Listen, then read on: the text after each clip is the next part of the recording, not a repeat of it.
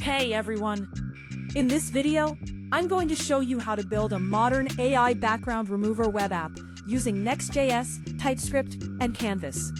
This app lets users remove background using AI, erase and restore manually, zoom and edit like Photoshop, and download transparent PNG, source code, and Backend API link, available in video description.